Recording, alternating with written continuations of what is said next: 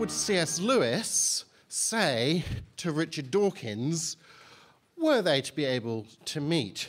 Here are my guesses as someone who's just read a book called C.S. Lewis versus the New Atheists. I'm going to focus particularly on Richard Dawkins this morning as our prime new atheist.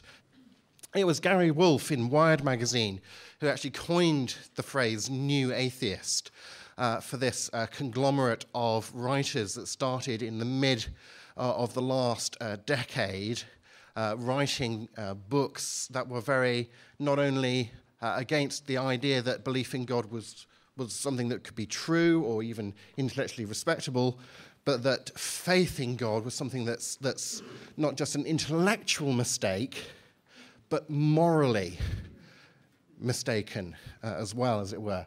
Gary Wolfe says, the new atheists condemn not just belief in God, but respect for belief in God.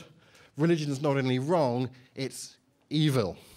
And I think that's quite a good characterization of what distinguishes a new atheist from what we would now have to call, well, let's use classical atheist rather than old atheist, because that's, a bit pejorative. So we have, there are different sorts of atheists around today, just as, of course, there are different sorts of Christian around. We come in all sorts of different flavors, whichever side of that fence we stand on.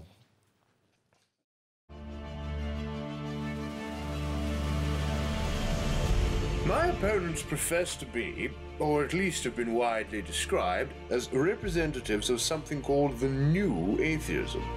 Yet I have to point out that the kind of reasoning on display here is not only entirely familiar to me, but of a particular kind that even I, during my own years as an atheist, could not in all intellectual conscience endorse. Perhaps we'd better examine. Oh yes, I've heard that all too often. I used to be an atheist, but it's the oldest trick in the book. Perhaps we ought to bring this conversation back to the matter of evidence.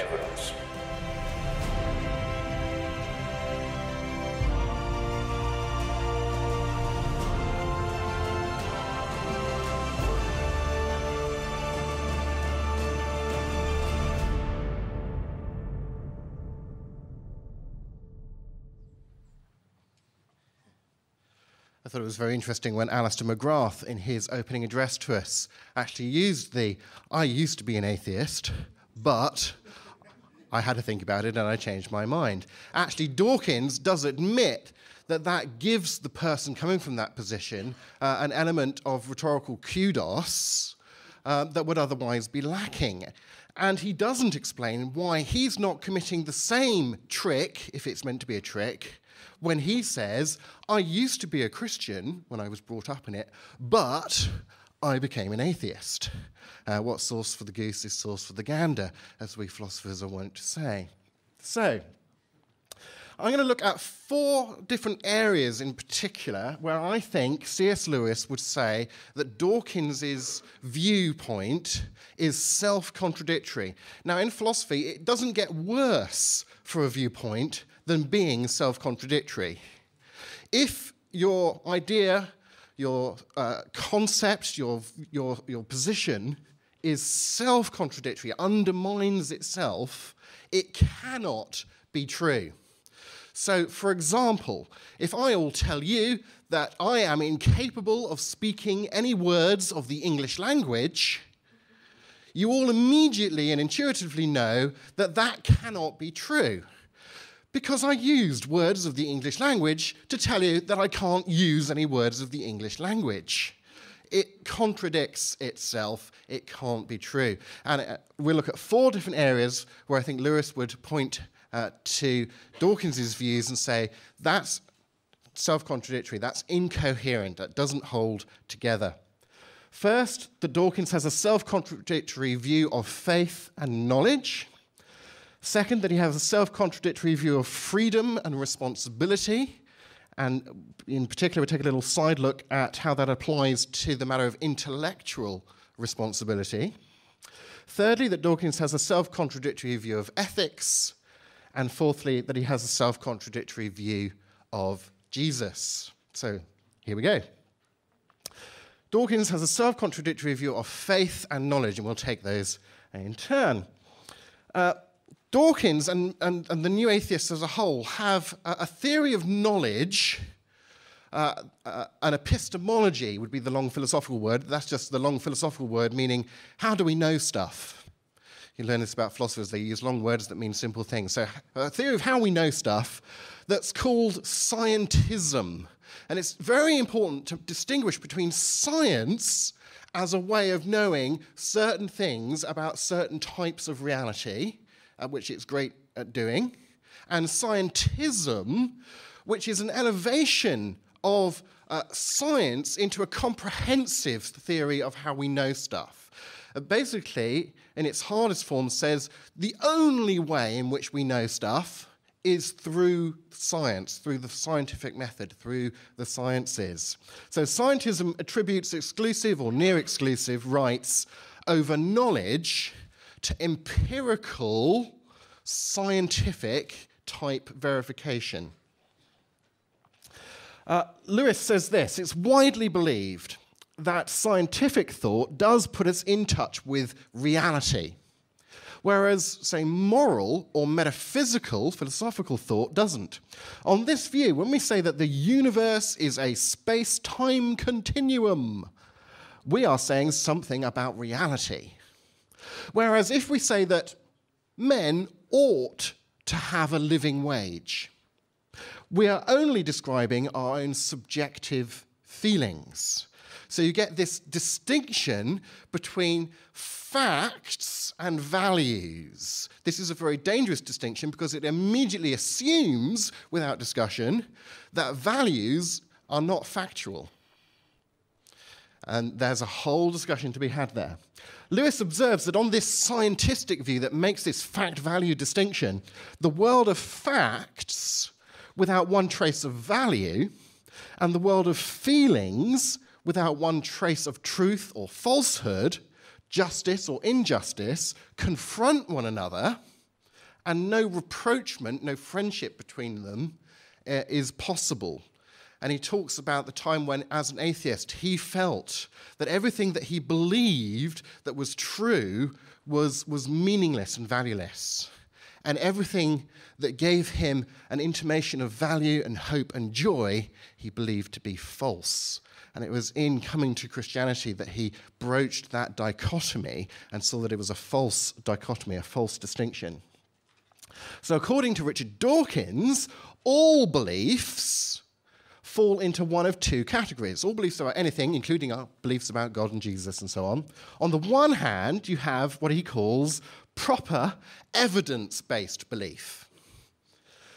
He says, in The Magic of Reality, he says, the only good reason to believe that something exists is that there is real evidence that it does, by which he means empirical, scientific type evidence.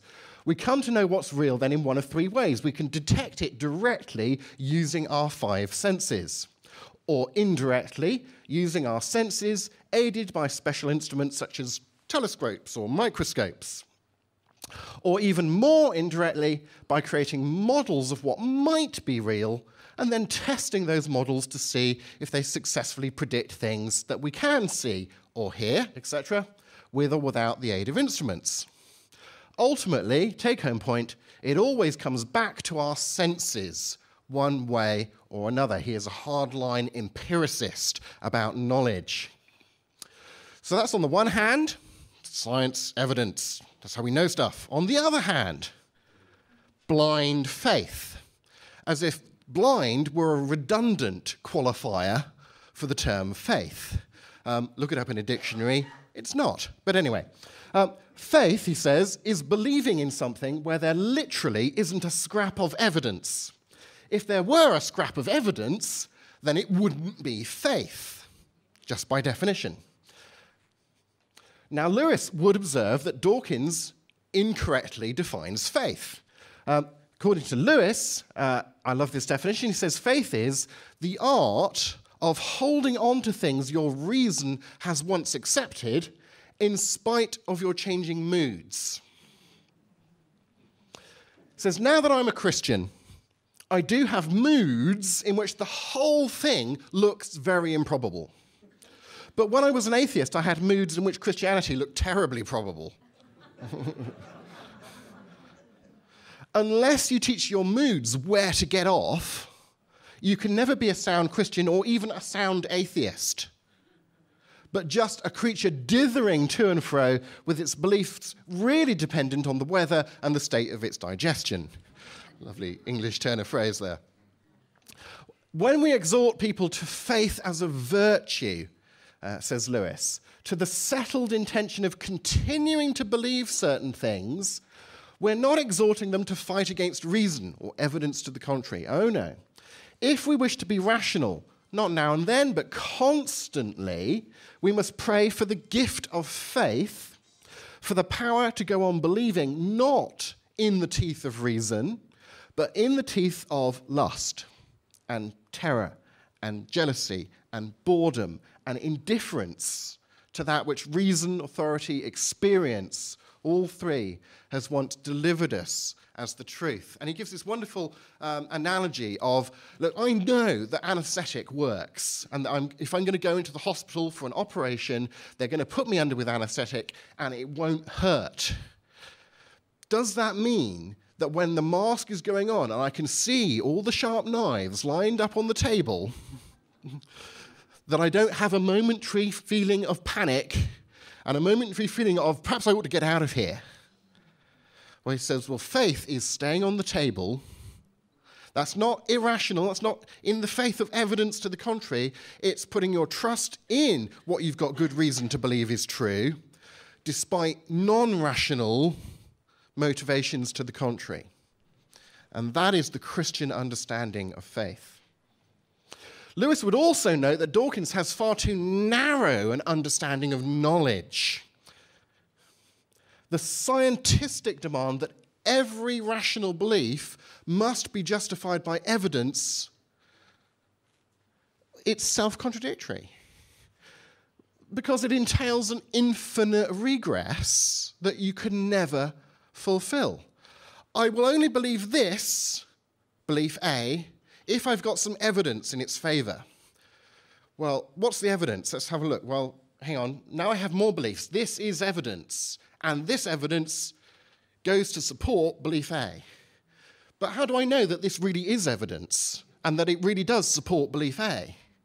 I shouldn't believe those things, because those are beliefs, unless I have evidence in favour of that set of beliefs. And so on, and so on, and so on, and so on, and hang on a minute, I end up not being able to believe anything.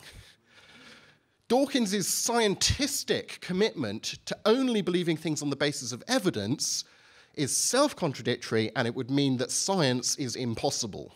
It is an anti-scientific view of knowledge to have a scientistic view of knowledge. It's also open to obvious counterexamples. There are things that we obviously know that we don't know through science. And indeed, there are things that we obviously know that we don't know through science that you have to know in order to do science. Things like the basic laws of logic. The law of non-contradiction is true and reliable. What experiment do you do to show that? Things like you ought to be honest in sharing the results of your experiment when you publish it in a journal. You couldn't do science as a communal enterprise if we didn't follow certain moral rules about how we ought to behave. But science doesn't justify moral rules about what ought to be, it just describes what is. It might describe the fact that, X percentage of scientists do cheat occasionally. Some do. But it doesn't tell you whether or not they should or shouldn't. So Lewis says this: you cannot produce rational intuition, the kind of rational intuition that the laws of logic are true, for example. You can't produce that intuition by argument, because argument depends upon rational intuition. Proof rests upon the unprovable that just has to be seen. It's just obviously rational to believe X. This may be something that he got from G.K. Chesterton, who was an influential writer that Lewis read. And G.K. Chesterton, in his little essay, A Plea for Popular Philosophy, says this: let us clearly realize this fact, that we do believe in a number of things which are part of our existence, but which cannot be demonstrated. All sane men, I say, believe firmly and unalterably in a certain number of things which are unproved and unprovable. Every sane man believes that the world around him and the people in it are real, and not his own delusions or a dream. I believe I really am in this room with a whole bunch of people who've been nice enough to turn up to hear and engage with these ideas. I do not believe I'm in the Matrix.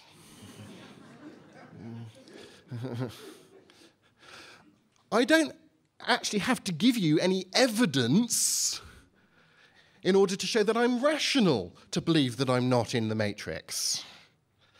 You know, I believe I know what I had for breakfast this morning.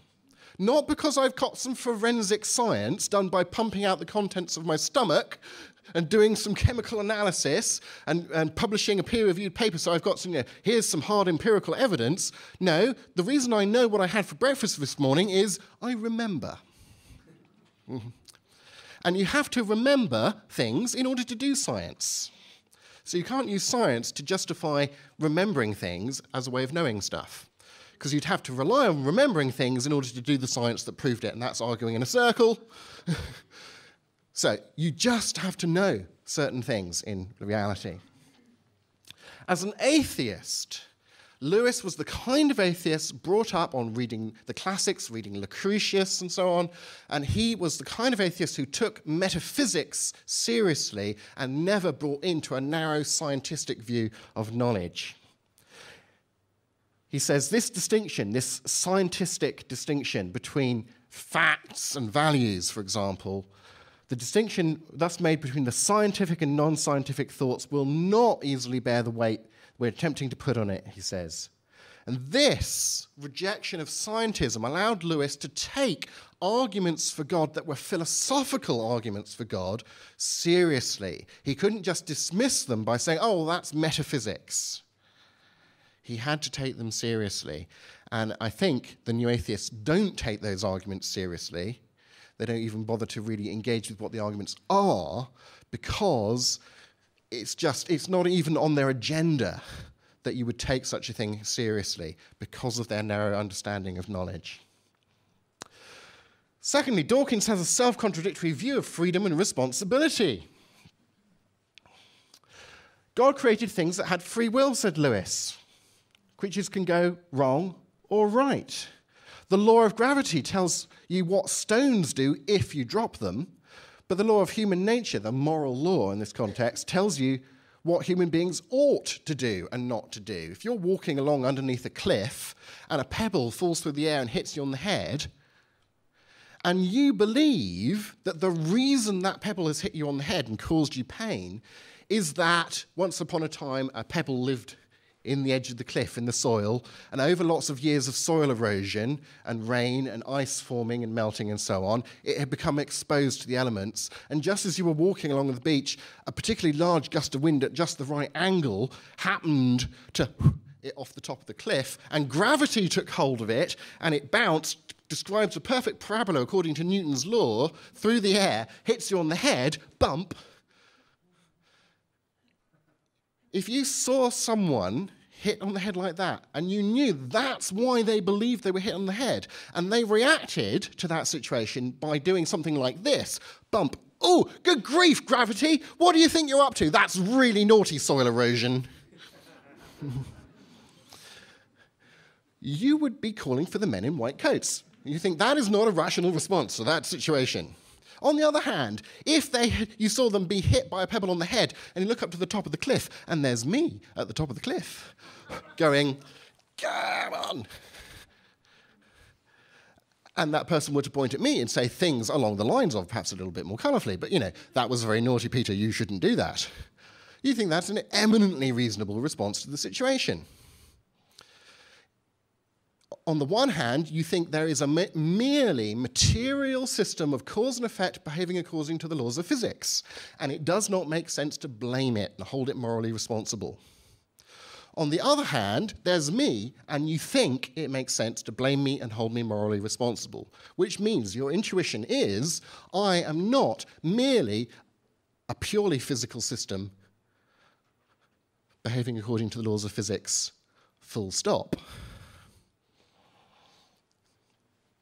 So the naturalistic argument against free will is kind of an inversion of this. It says, look, purely physical systems behave according to the laws of physics and so lack libertarian free will, the kind of free will that links with moral responsibility. Secondly, human beings are purely, from the naturalistic viewpoint, physical systems, full stop. Conclusion, therefore, human beings lack libertarian free will. It's just as logically valid as an argument as the one I just gave you. I would say the problem here is that premise 2 is wrong. You have to weigh that in the balance with your intuitions. Have a think about that one. But here's Dawkins on determinism.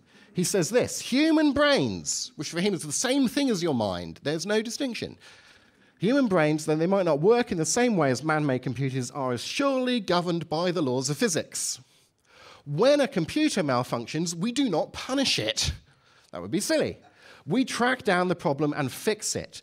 Isn't the murderer just a machine with a defective component? Or a defective upbringing, defective education, defective genes? Concepts like blame and responsibility are bandied around freely, interesting use of the term, freely where human wrongdoers are concerned. But doesn't a mechanistic view of the nervous system, a materialistic understanding of what a person is, make nonsense of the very idea of responsibility? Any crime, says Dawkins, is in principle to be blamed on, not the person who commits the crime, blamed on antecedent conditions, previous conditions, acting through the accused's physiology, heredity, and environment. Why do we vent such visceral hatred on child murderers or people who try and behead other people in broad daylight when we should simply, again, interesting use of should, simply regard them as faulty units that need fixing or replacing? There is Dawkins, and in one sense, I'd say to him, it is good to see you trying to work out consistently the ramifications of your belief system. That argument is logically valid. If I believed both premises, I would have to agree with you that that conclusion is true, and that people lack libertarian free will and they lack moral responsibility. That is at least consistent. But here's a question for Dawkins. If everything about a person is governed by the laws of physics, as he says, blaming them for their intellectual failings, such as, I don't know, having blind faith, surely that makes about as much sense as Newton blaming gravity for giving him an apple-sized bump on the head, or that person blaming rocks and soil erosion and gravity for hurting them. So how can anyone, for example, a Christian, be responsible for not living up to their intellectual obligations if they aren't free to be responsible for anything in the first place? The obvious answer, it seems to me, is they cannot. And that's a self-contradiction within Dawkins's viewpoint. Indeed, how can anyone feel an intellectual obligation to agree with a worldview, such as naturalism, that denies any reality to intellectual obligations? It seems to me they can't. Here we get a little diversion into Lewis's anti-naturalism argument from reason, which is being much discussed by contemporary philosophers of religion, this kind of argument. He makes... this is the hardest philosophical bit of the lecture, so bear with me, it'll be over quickly. Lewis makes a distinction, philosophers love distinctions, between I believe X because of Y. What do we mean when we say that kind of thing? The relation of physical cause and effect on the one hand, as in, grandfather is ill today because, cause and effect sense of because, he ate the lobster yesterday and it was off, okay? That's why he's ill. And then on the other hand, we could have the relation, not of physical cause and effect, but of logical ground and consequent conclusion. As in, grandfather must be ill because, ground consequent, he hasn't got up yet. And we know that he is invariably an early riser when he's well. Okay? See the difference? Grandpa's failure to get out of bed doesn't cause grandfather to be ill. Nor does it cause us to conclude that he's ill. Rather, it is our grounds for making the logical inference that he is ill. The lobster caused him to be ill. His not getting out of bed doesn't cause us to make the right conclusion. We have to reason correctly. That's what reasoning is about. Are we reasoning correctly or are we reasoning incorrectly? As the atheist philosopher Thomas Nagel recently stated, if we can reason, it is because our thoughts can obey the order of logical relations among propositions, that is, among truth claims. If this, and if this also is the case, then this is the case. If purely material things don't have free will, and people are purely material things, then they don't have free will. That's the logical relations between those statements.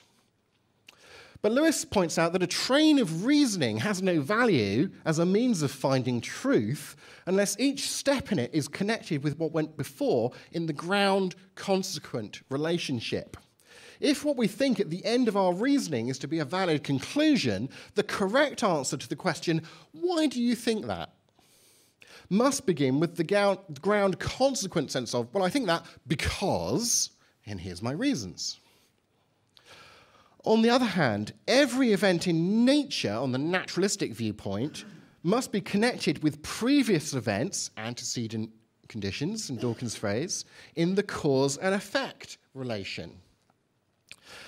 But if naturalism is true, our acts of thinking just are events in nature. There's no distinction between your mind and your brain. Therefore, the true answer to why do you think this, for example, why do you think that naturalism is true, must begin with the cause and effect sense of because I was caused to believe that. Now, this is a problem, says Lewis, because to be caused is not to be proved. Those are different things. Wishful thinking, prejudice, the delusions of madness, they're all caused, but they're ungrounded. They're not rational conclusions of arguments. So you could boil down the argument to this. 1, naturalism reduces reasoning to a closed, mechanistic, deterministic system of physical causes and effect. We've seen that Dawkins, from what he said, would have to agree with that. 2, Lewis points out this reduction cannot accommodate acts of reasoning, including the naturalists' acts of reasoning. 3, therefore, it follows, naturalism is self-contradictory. And reason must be viewed as a fundamental cause, not something that is reducible to cause and effect. It's not in the beginning was the matter, cause and effect, and somehow that produces reason. That doesn't seem to work. But if you invert that and said in the beginning was the word, things fall into place much more neatly. In 2011, the philosopher Paul Copan posed this very question to Richard Dawkins, and it is instructive to see how Dawkins dealt with this issue of the self-contradictory nature of rationality under a naturalistic worldview. Copan asked Dawkins this. He says, you say in River Out of Eden that we are, quote, dancing to our DNA. It seems hard to differentiate between the arguments of the atheist, who believes himself to be more rational than the theist, when actually the same non-rational physical genetic forces are at work in both. So that even if the atheist is correct, it seems to me that it would be completely by accident rather than by virtue or rationality that the atheist has. So I was curious as to what you'd say in response to that. it summarizes the question. If the same purely material forces are at work in both the atheist and the theist, why would we consider the atheist to be more rational? Here verbatim is Dawkins' response. I'm not quite sure I've got this. I mean, the same forces are shaping both the atheist and the theist, and indeed everybody, yet we come to different conclusions. Is your problem, how is it that we can come to different conclusions if our brains are shaped by the same forces? No, that wasn't the question. So Copan says, clarify, my question is, why should the atheist believe he is more rational than the theist if the same forces are at work in both of them? Forces beyond their control, out of their rational responsibilities. Dawkins, you could ask the same question about any difference of opinion. Well, yes, you could. So, what's the answer? That's completely irrelevant. Then he changes the subject. He says, if you were to ask me a completely different question, which I will then answer, ask me why I'm confident that my scientific rationalism is, and I think he was going to say true or rational or something there, but thought better of it. He substitutes the right answer. I mean, the answer is that it works. But as Copan points out in response, as philosophers like Alvin Plantinga point out in response, that's no reply, because what works isn't necessarily what's true. Indeed, lies can work, and they, by definition, are false. Okay? So by sundering apart truth and rationality from what works, this naturalistic view of humanity sinks rationality. Dawkins has a self-contradictory view of ethics. Despite his constant moralizing, especially against the evils of religion, and we should grant Dawkins and his ilk that religion and religious people in particular do many evil things, but that concession is not going to help them much, because Dawkins' scientism leads him to reject the objective reality of moral values. Remember back to the fact-value divide. If there's a distinction between facts and values which are not facts, so what if you say that's evil? That's not a fact. In order for that to be a complaint that you can rationally make, don't you need the value to be a fact? Don't you need to be able to say to religious people, you really ought not to behave like that, rather than it just be your subjective cultural fancy? In God's Utility Function, published in Scientific American, Dawkins says this. Alistair McGrath was summarizing from this earlier. He says, the universe that we observe has precisely the properties we should expect if there is, at bottom, no design, no purpose, no evil, no good, nothing but pitiless indifference. More recently, he said there is a non-overlapping and exhaustive distinction between ideas that are false or true about the real world, factual matters in the broad sense, and ideas about what we ought to do, normative or moral ideas for which the words true and false have no meaning. Have no meaning. He's into a sort of verificationist theory of morality here. This is a very extreme form of empiricism. So in The God Delusion, when Richard Dawkins says things like, Hitler and Stalin were, by any standards, spectacularly evil men, well, I want to agree with him, but I do want to point out to him that he's also said that there are no standards.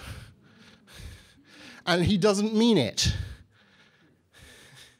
When he says faith, blind faith, a misunderstanding of faith, but what he conceives of faith, blind faith, is an evil precisely because it requires no justification and brooks no argument, he doesn't mean it. Out of his own mouth, he tells us that he doesn't mean it. And if he doesn't mean it, then it's not really a very powerful criticism to launch.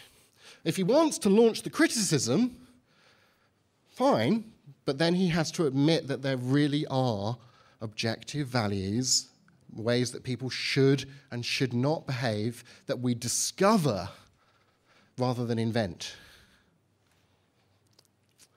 So, Dawkins tells us, one, we have an objective moral obligation to oppose religion because religion is an objectively bad thing in that it encourages people to ignore their intellectual moral obligations. And by the way, there are no objective moral values. And even if there were, you wouldn't be responsible for whether or not you followed them or not because you don't have any free will. But for Lewis, even Lewis the atheist, evil was an objective fact. He said it was a real thing, a thing that is really there, not made up by ourselves. As an atheist, Lewis believed that evil was something that any god worthy of the name objectively ought not to permit. He said, several years before I read Lucretius, I felt the force of his argument, and it is surely the strongest of all for atheism. Had God designed the world, it would not be a world so frail and faulty as we see. He should have done better if he was there. Okay? Now, it's interesting to note that very rarely will you come across the problem of evil as an argument against belief in God in the writings of any new atheist. Well, you can see why, because for them, most of them, there is no evil. My argument against God, says Lewis in Mere Christianity, was that the universe seemed so cruel and unjust. But how had I got this idea of just and unjust? A man does not call a line crooked unless he has some idea of a straight line. What was I comparing this universe with when I called it unjust? If the whole show was bad and senseless from A to Z, so to speak, why did I, who was supposed to be part of the show, find myself in such violent reaction to it? A man feels wet when he falls into water because a man is not a water animal. A fish wouldn't feel wet. I don't know, I've never asked one, but yes, you get the analogy. Of course, I could have given up my idea of justice by saying it was nothing but a private idea of my own. That's the route Richard Dawkins takes. But if I did that, said Lewis, then my argument against God collapsed too. For the argument depended on saying that the world was really unjust, not simply that it didn't happen to please my fancies. Thus, in the very act of trying to prove that God did not exist, that the whole of reality was senseless, I found I was forced to assume that one part of reality, my idea of justice, was full of sense. Consequently, atheism turns out to be too simple. He extends it into his famous presentation of the moral argument, which is really a popularization of a moral argument given by a philosopher called W.R. Sawley, who you can look up if you want to. It says, if nature, if the space-time matter system is the only thing in existence, then of course there can be no other source for our standards. They must, like everything else, be the unintended and meaningless outcome of blind forces. All that we say about nature red in tooth and claws, quite inexplicable on the theory that we are simply natural creatures. If this world is the only world, how do we come to find its laws either so dreadful or comic? If there's no straight line elsewhere, how do we discover that nature's line is crooked? So he's gesturing towards this. If metaphysical naturalism is true, then nothing is objectively evil. Richard Dawkins grants that premise.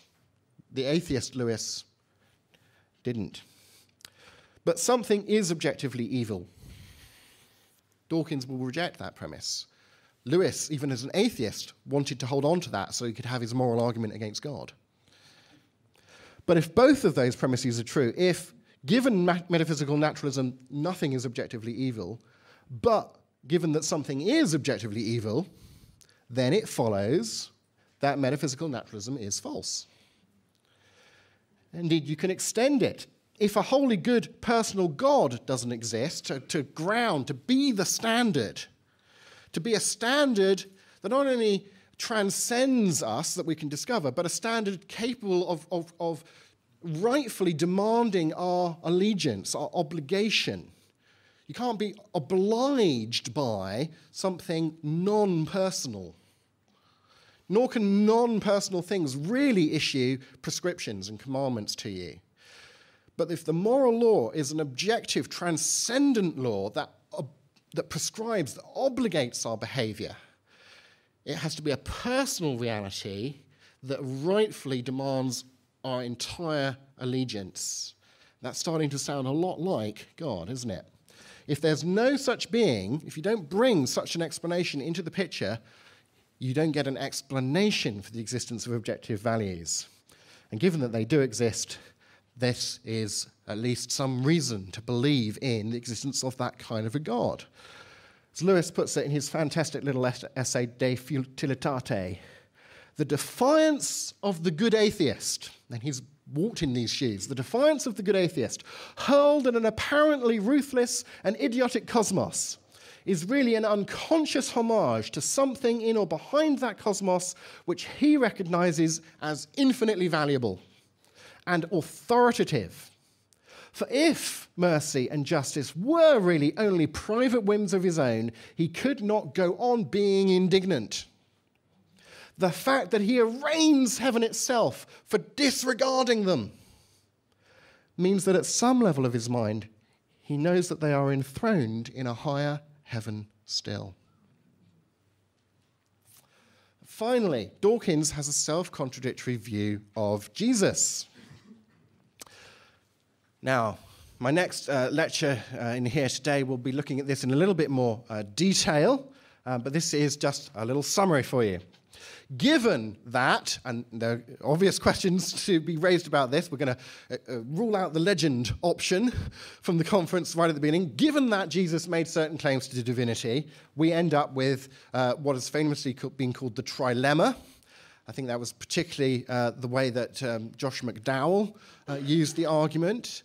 C.S. Lewis put a very famous phrasing of the argument, which is also an argument that actually he found in the works of G.K. Chesterton and which stretches back to the early church. So he's standing in a long tradition of argument here. But he put it this way in Mere Christianity. He said, a man who was merely a man and said the sort of things that Jesus said would not be a great moral teacher. He would either be a lunatic on the level with a man who says, I'm a poached egg, or he'd be the devil of hell, by which he means a very colourful expression of a blaspheming liar. You must take your choice. Either this was and is the Son of God, or else a madman, or something worse. You can shut him up for a fool, or you can fall at his feet and call him Lord and God. But let us not come with any patronizing nonsense about his being a great human teacher. He's not left that open to us. Journalist asked Richard Dawkins what he made of C.S. Lewis in this interview, and they talked a little bit about this lunatic liar lord kind of argument. When you read someone of C.S. Lewis's work, why do you think someone who's a scholar is grabbed by faith? Dawkins says, well, you could pick a much better target than C.S. Lewis. He, after all, was a professor of English, and no doubt a very good one. You know, a bit of condescension at the outset, a little bit of being economical with the truth there. But, hey, okay.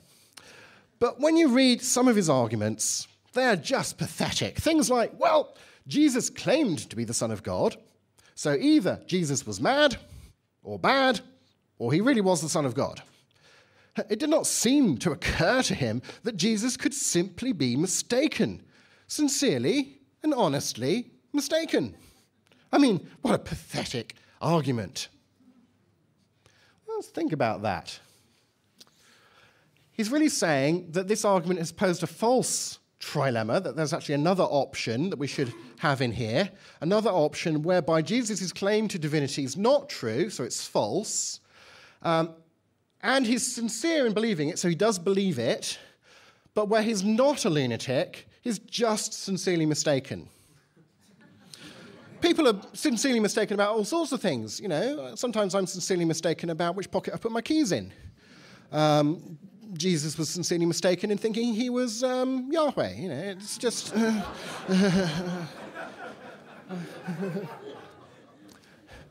He repeats it in the God delusion, a fourth possibility. Too obvious to need mentioning that Jesus was honestly mistaken many people. You know, well, I'm with Stephen T. Davis on this. I would say that it is not easy to see how any sane, religious, first-century Jew could sincerely but mistakenly hold the belief, I am divine. I love the way Nicky Gumbel of the Alpha Course responds to this. He says, the irony of the God delusion is that Dawkins says that all Christians are deluded because they believe there is a God. But Jesus was not deluded even though he thought he was God.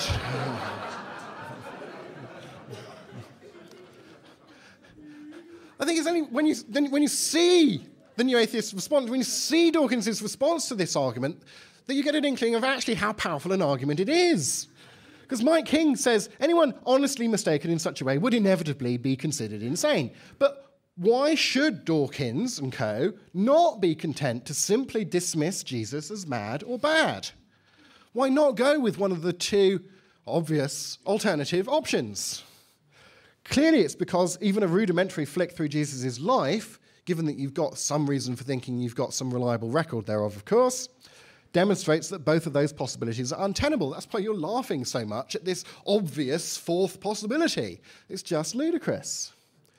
And indeed, Dawkins says there's no evidence Jesus himself was barking mad. He doesn't think that's a plausible alternative option. Nor does Dawkins think that Jesus was a liar.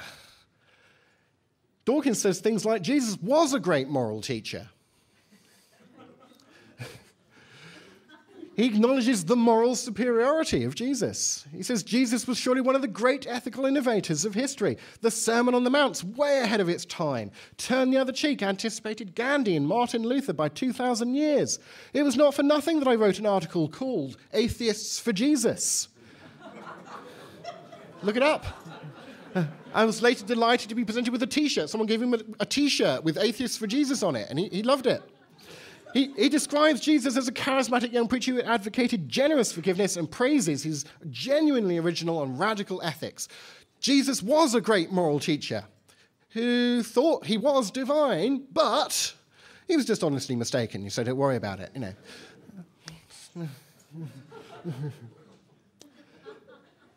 So I would say this about this argument. I don't think this is a knockdown argument for Christianity. But I do think it puts a pebble in the shoe, as it were, particularly when you try and see how Dawkins fails to grapple with this. To the extent that you think it's unlikely, given everything else you think you know about Jesus, that he was insane, to the extent that, again, given everything else you think you know about Jesus reliably from history, it's unlikely that he was a blaspheming liar who just happened to put his foot in it most concertedly when his life was on trial. To that extent, you think the false option is unbelievable. And to that extent, you think you've got some reason for believing the Lord option. And at least as part of your cumulative case for believing that Jesus is who Christians think he was, I think that is quite a powerful reason. So there we go. We have some time for questions, which is good. One thing I've heard quite often, as some atheists suggest, is that Jesus didn't claim his own divinity, whilst we do read it. So in a way, that kind of takes the problem a level up. Can you say something about that? That's right, yes. So this is a question about, of course, if you reject the idea that Jesus did anything that laid claim to divinity, then this trilemma argument won't get off the ground, which is part of the reason I think why they've added in the legend option to the description of the conference. You need to establish that first. And of course, at this point in Lewis's writings, he thought that it was credible to think that Jesus did make those claims, but certainly you want to establish that first, which takes us into a whole wide area of discussion. Indeed, part of that discussion will be covered by Amy Orr Ewing in one of her seminars at this conference. And I go into that in more detail in my book, Understanding Jesus, which is on the bookstall as well. I've got a chapter in there about the historicity of the New Testament and about establishing Jesus' claims to divinity, using not just an argument for the general reliability of Scripture, that's one way to go, but you can also make arguments using what are called criteria of authenticity, which are historical rules by which you think you can kind of glean reliable nuggets of information out of history, even if the generality of that historical document and source and so on is unreliable. It's a sort of way of sifting particularly reliable bits of information out from the background noise, as it were. And so you would look at tests like, do we have multiple independent witnesses to a historical event or claim, and so on? Do we have the earlier the claim, the better. If the claim is unique in the sense that it doesn't seem to naturally follow on from either Jewish beliefs in the culture around or from later Christian beliefs, if it's embarrassing to the people who tell the story in some way, these kind of criteria help us to establish various things in Jesus' life that he said and did that I think point powerfully towards the idea that he implicitly and explicitly did make claims to stand in God's shoes. And as I mentioned in the argument, particularly at his trial, I think when he's before the Sanhedrin, if there's ever a time for a little bit of theological, well, it all depends what you mean by, when your life is online, that would have been it. But no, he really puts his foot in it. Given the opportunity, now, are you the Messiah? He quotes back from Daniel chapter 7 and basically says, not only do I think I'm the Messiah, but I'm going to come on God's judgment throne with the glory of heaven, and I'm going to be judging you. He puts himself on God's judgment throne. And they all rend their clothes in the typical sign of distraught. You have all heard what is said. What do you think? Blasphemy, blasphemy. He's worthy of death. He's committed blasphemy. So those are the kind of events that one would look at with proper historical criteria in mind. But to do that at any further length, I just have to refer you to the other seminar and to my book, Understanding Jesus. Thank you. It seems to me, and I don't know how to state this properly in a philosophical manner, but that your argument for making any ethical truth claim is as we'd say in the States, kind of a slam dunk argument or proof for God.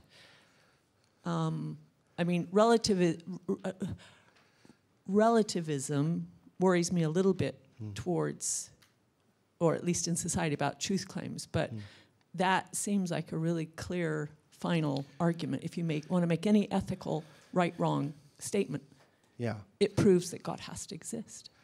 I think that the moral argument for God is a very powerful theistic argument. It has certain limitations, as most arguments do. It doesn't tell you everything you might want to know about the character and nature of God. It principally tells you about his existence, his moral character. It doesn't, for example, tell you that he's all-knowing. You might look for another argument. So it has some limitations in that sense. But I do think it's a very powerful theistic argument, and one that's grounded in people's everyday experience, rather than some of the arguments for God can be very esoteric, can't they? Let me explain about quantum cosmology and Big Bang theory, and or let me teach you about cell biology first. Now let me mount a design argument. No. Everybody, every day, deals with moral decisions, and they know what it feels like to feel guilty because they've done the wrong thing, to feel that that's unjust. He shouldn't have said that. I should have done that, but I didn't, and so on. Of course, to those who are willing to say, like Dawkins, there is no good or evil. Well, okay, they might be intellectually prepared to say that, but are they really prepared to live consistently with that? And if they say that they are, well, A, I don't believe them, but B, here's another argument to use. If they say, look, that premise that there really are objective moral values, that premise is wrong. I say, well, Okay, that's an interesting psychological report on your view that that's wrong. And they say, no, I've got reasons for thinking that that's wrong. Oh, they think it's a rational position that they're holding. So they think that they have reasons that they could give me that if I paid respectful attention to these reasons, I ought to change my mind on this matter and go and say, oh, I thought objectivism was wrong, but now I see that I ought to change my mind to believe in moral subjectivism because of your argument for moral subjectivism. Oh, but hang on a minute. Saying that I ought to change my mind, doesn't that assume that there really is such a thing as a moral ought that I objectively ought to obey? Rationality and morality cannot be divorced from one another in that way. And when you bring them together, I think you have a powerful reason for thinking that you cannot be rationally convinced of moral subjectivism as a viewpoint without contradicting yourself.